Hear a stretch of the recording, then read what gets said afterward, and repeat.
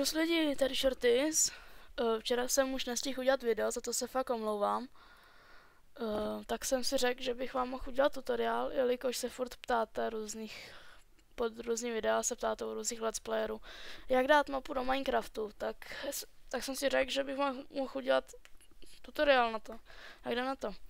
Takže budeme potřebovat mít staženou mapu, to je jasný, že jo. Takže dáme YouTube, napíšem třeba Minecraft Box, tak.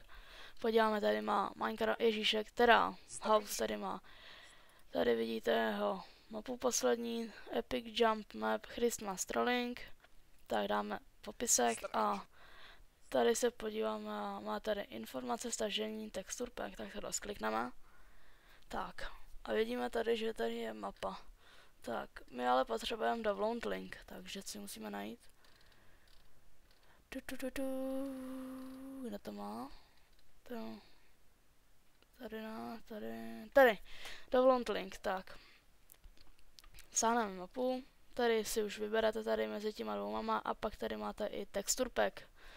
Tak, já už mám mapu staženou, jelikož jsem si to už připravil, tak. Mapu mám tady staženou.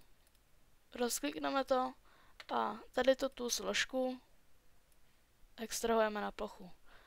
Tak, jak to máme extrahovaný, tak si dáme start a tady napíšeme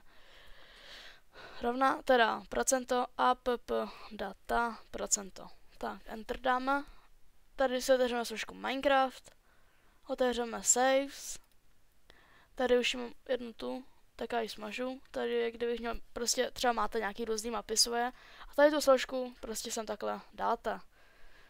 To znamená, že už to máte tu mapu.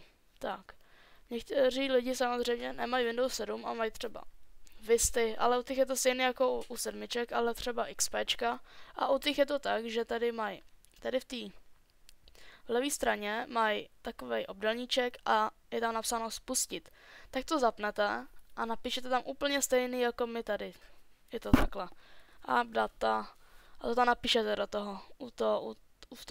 Ten obdelníček zapnete to spustit a tam napíšete tady to. Tak. A dáte enter. Tak a teď vám ukážu tu mapu, že to tam fakt je. Login, tak. Teda single, tady vidíte, mám tam mapu. Tak a mapu normálně mám, vidíte. Když tak mi napište do komentářů, jestli mám třeba natáčet, že bych z ní udělal nějaký let's play, nebo gameplay. Napište když tak do komentářů. A já se rozhodnu, jestli to má natáčet. Takže čus.